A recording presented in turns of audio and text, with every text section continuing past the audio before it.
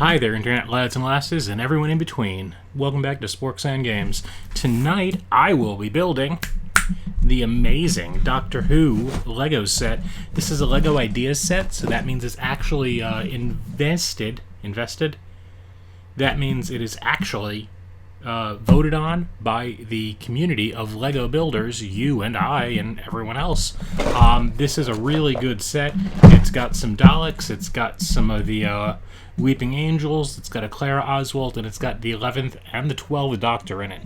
I am pretty excited about putting this together. It's got the exterior of the Tardis, which folds up to be the little police box itself, and it actually has the inner chamber. The inner chamber shows a lot of really good looking detail. It's based on the 12th Doctor's TARDIS, which I think is actually a really nice, really classic, really sharp design. So I'm going to go ahead, open this up, and get started. Let's take a look what's inside.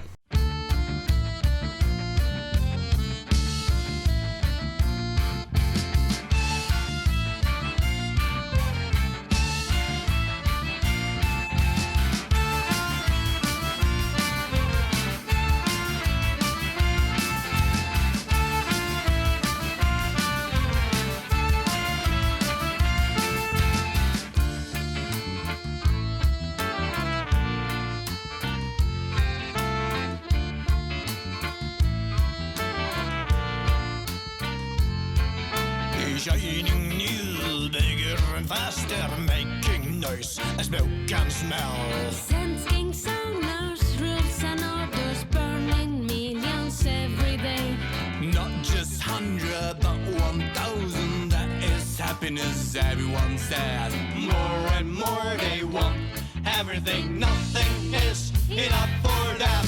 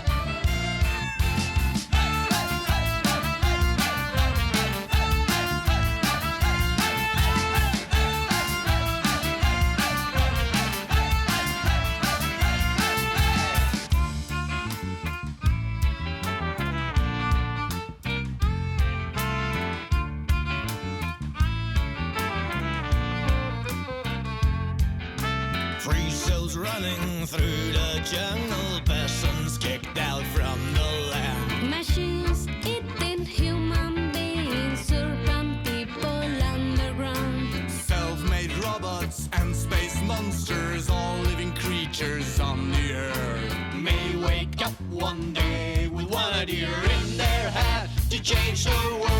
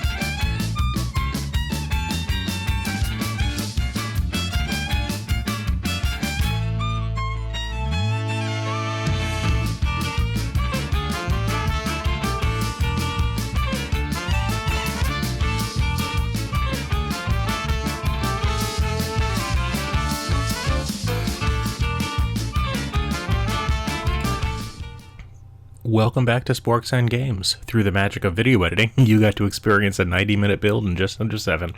It was really fun to build, and the parts really have a good weight to them. There are lots of little tricks that I'd like to point out and talk about the set overall. Let's take a look at the 3 major components and see how this whole thing comes together. Let's start with the Tardis police box itself. This was the last part the book had you put together, and it was definitely worth the wait. This is based on the Tardis that accompanies the 11th and 12th Doctors on their journey through time and space. It displays the St. John's ambulance badge that reappeared on the door of the TARDIS when it rebuilt itself. If you want to hide the badge and mirror one of the older models, you can simply flip that panel around. It opens and closes at these clever hinge points, and the police plaque folds up to allow for this pivot. On the outside, it uses solid blue and white window panes to make up the main panels and smooth 1x8s for the edges. The designer did something really clever with the base, using some 2x2s to offset the entire box and give it a nice lip around the outside edge. When the model opens up, it can connect to the main chamber, acting as the front door for the playset. The custom printing on the parts are lovely, and spelling error-free. I'm looking at you, Lego DeLorean. It's got a great feel, and the movements are really solid.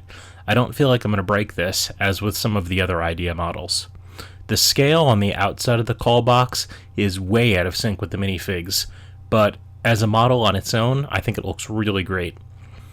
Finally, when you open it up, it actually acts as a front door for the inner chamber, and the inside details are in much better relation, scale-wise, to the minifigs. If you look right here, you can actually see how the outer box joins to the inner chamber. Let's take a look at the inner chamber next. The main chamber is based on the most recent iteration of the TARDIS and contains some exceptional detail. Each of the 6 panels surrounding the central pylon are designed differently and have articulated monitors that display Gallifreyan text mirroring idle animations from the show. They even have an articulated gear shift on one of the boards made of a recycled zipline handle. The railings around the outer edge are a really clever use of arms, pins, and 45-degree elbows. They each contain an additional panel. The pylon itself is a bit of a letdown. I feel like there should have been some movement, but it looks appropriate nonetheless. I'm sure I can find some instructions online to kit bash something together to make it move up and down. The central panel is made from 3 tiers, and you can see a lot of the internal workings if you peek underneath. Again, lots of detail, lots of interesting parts, and a lot of good use of 3-dimensional space. This is the kind of detail that I've come to expect from the Ideas line and from LEGO models of late in general.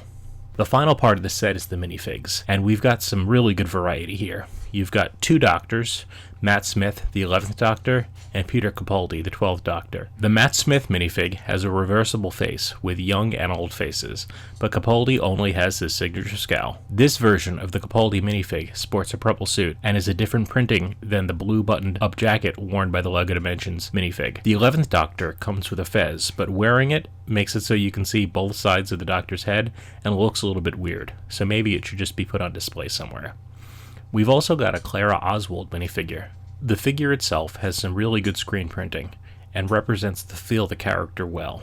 The hair seems a bit long, but it looks like they just recycled something from another female model.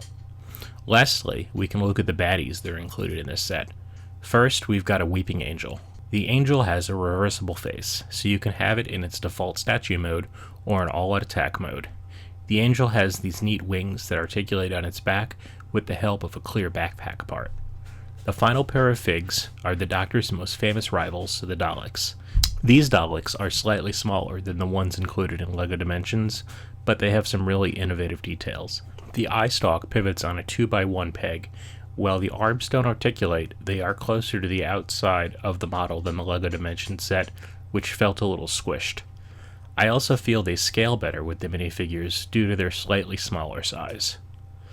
They're rounder at the bottom and just seem to fit with the scale and the look of the Daleks slightly better than the earlier model.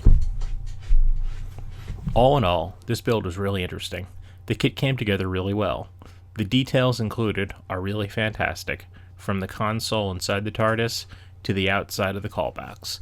I'm really glad I got to build this set and talk to you all about it. If you can find a copy, pick it up. It's a great addition to the collection for any fans of Doctor Who or any people who like really great Lego sets.